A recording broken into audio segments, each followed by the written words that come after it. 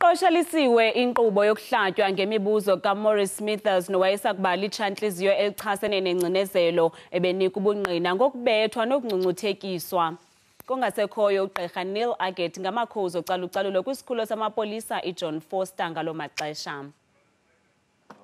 uSmithers uxelele inkundla ngendlela ekwakunzima ngayo ukuthetha ngoxinzelelo ngokwasengqondweni athubeleze kulo eseluvalelweni.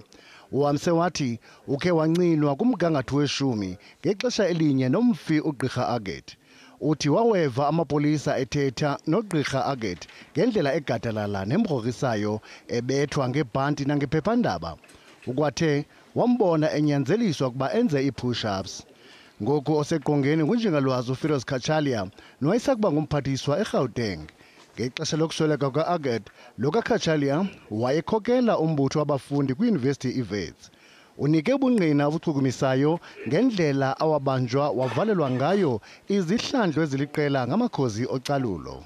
Slaps, punches in the solar plexus, beatings with a baton on the soles of my feet.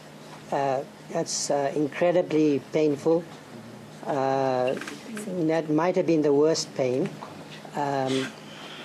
And I reckon the most frightening was the wet sack treatment.